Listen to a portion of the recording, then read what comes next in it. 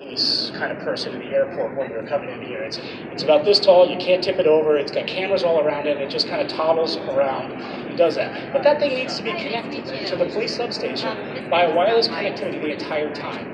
The little Roombas and Floorbots and things like that in industrial spaces, right? They have those automated scrubbing machines. Those have to communicate with the system. So the same system you're building to delight your consumers that are coming into your retail establishment also has to think about the thermostat maybe communicating over that. Or the robot that's screening, watching, scrubbing, doing something has to communicate as well, right? But all that's predicated on a strong network with great throughput. And then we put smart parking down here because it's the one that's kind of visceral to us, right? You know, I was in Raleigh, North Carolina, and we have a smart parking solution that's human-based.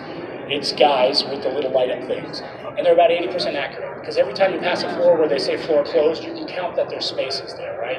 And you're upset, or if you get motioned down a blind alley and there's no spot for you, right?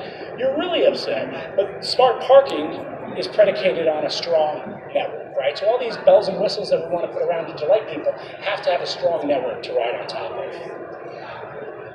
So how can wireless connectivity help retail? Well, concerns profit loss, right? So some of those sensors that we put on things, or those people that help us augment our security in those retail spaces, rely on that network connectivity, right? If we're going to videotape somebody and it's a remote video, we're going to have to get that signal back, right? Declining foot traffic, we see that, right? So there's ways to increase foot traffic, and it's not just an experiment, it's science, right? You can see this with logic, that you've done an action and you've been able to get foot traffic to come up. Attracting and keeping tenants, right? It's about that delighting guests with that guest experience in your retail establishment, right? We want to make sure that they have the experience that they want when they pull out their phone to snap a selfie with that hand. So I go shopping. A lot of times I send pictures back to the people that are near and dear to me, my wife and my daughter, and say, what about this? What about that? Right? So I have to have connectivity because I'm sending something back. I'm colorblind, by the way, so I can't tell what colors are. So I'm sending pictures of things back to people that aren't colorblind so they can tell me not to look like a rodeo clown when I get dressed and leave the store. Renovations, theft, and loss, right? These are concerns that we have in the retail space. The benefits of reliable connectivity, additional revenue streams. You can't see this, but this is an example of putting an offer on that first screen that someone sees when they go into Wi-Fi. And it's gotten to the point where you can have somebody with no technical ability, just the ability to drag and drop a picture, customize a portal like this. And we can show you that at our booth, actually. We can show you customizing a portal in like 2 seconds. Creating a captive environment, right? You want dwell time equals spend. We know that, right? So we want to increase dwell time.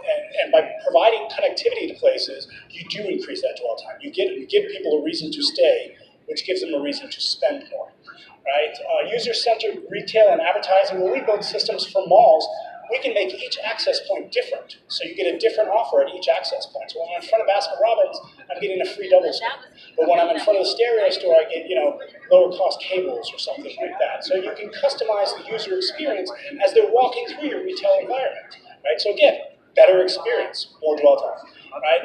Maintaining competitiveness. We know we're competing with online shopping. I was in Vans, kind of the surfboard store, and they didn't have the shoes that I wanted. And the guy's like, hey, dude, we can go over to this Apple device over here. We can just order it off the web. And I was like, hey, dude, I got an Apple device in my pocket. I'll just do that later. He's like, cool, right? But he wanted to keep me in the store, and he wanted me to order on the iPad in the store. And I was like, I got a smaller one of those. I'll just do this later. Thanks, man. But the point of that young gentleman was trying to keep me in that store and trying to keep that revenue associated with that retail rather than the .com version of it, right? And then monitored environments.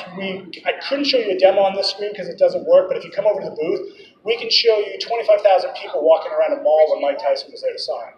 And we can show you where everybody is. We can show you exactly on the network spiking, exactly when Mike Tyson gets there. And you can see the upload speeds in the mall, or the upload density in the mall, people uploading photos to the web of them and Mike Tyson goes through the roof. When he shows up, we know the minute that he's there, we don't know the minute he leaves, but it trails off precipitously, people uploading pictures after Tyson left the building.